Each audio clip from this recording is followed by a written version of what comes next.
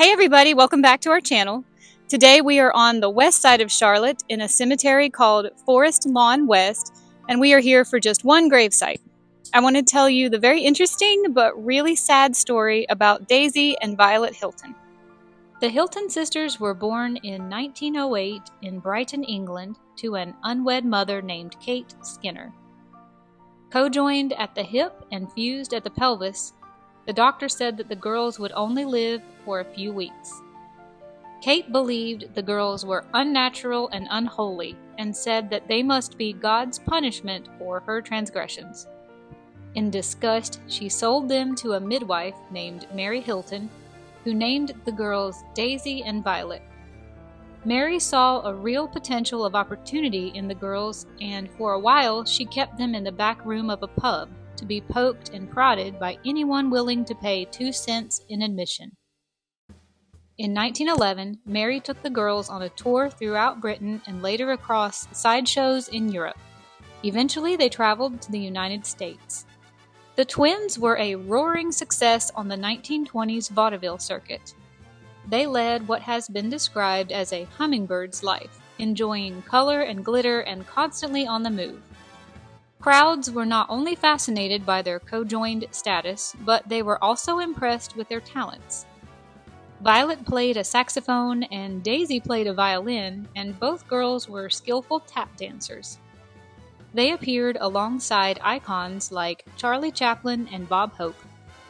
However, Daisy and Violet were kept in isolation when they were not being exhibited, and they never saw a single cent from their significant profits. Mary Hilton whipped them with a belt when they misbehaved, and eventually she turned them over to her sister Edith, who kept them captive in her home in San Antonio anytime they were not performing. Daisy said of her time with Edith that she and Violet were, quote, lonely rich girls who were really just paupers living in slavery. Legend has it that Harry Houdini told them to sue Edith for their freedom, and they were legally emancipated in 1931 at the age of 23. They received a $100,000 settlement, which was a mere fraction of the amount of money that they had earned.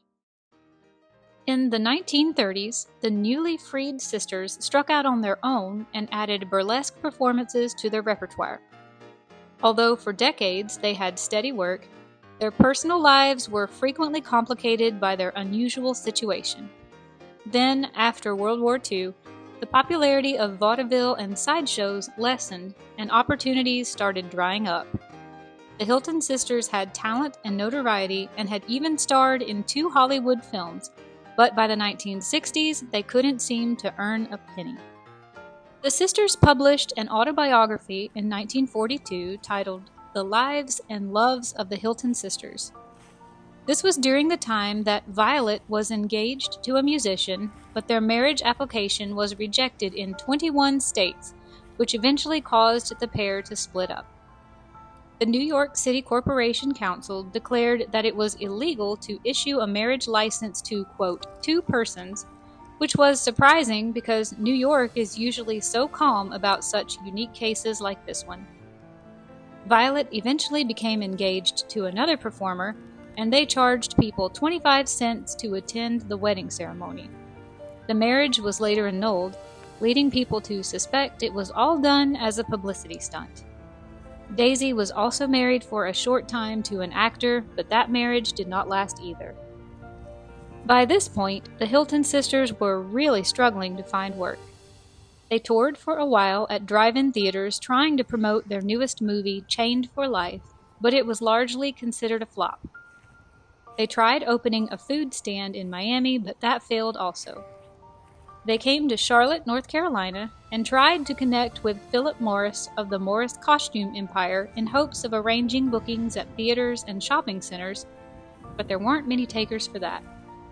In 1961, the twins' tour manager abandoned them after a show in Charlotte, North Carolina.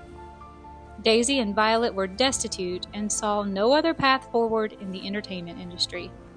They took a job at the local Park and Shop market where the owner staffed them to work behind the produce counter, where they were able to operate in relative privacy.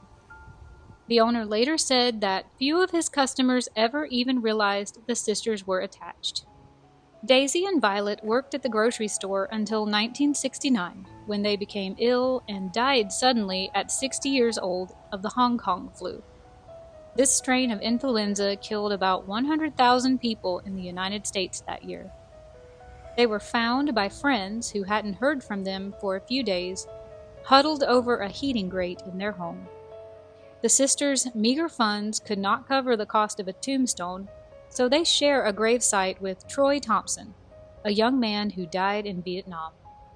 Their inscription reads, Daisy and Violet Hilton, 1908 to 1969, beloved Siamese twins. Okay, everybody, if you made it this far, thank you so much for watching. I hope you enjoyed this story as much as I enjoyed learning about it and bringing it to our channel to share with you.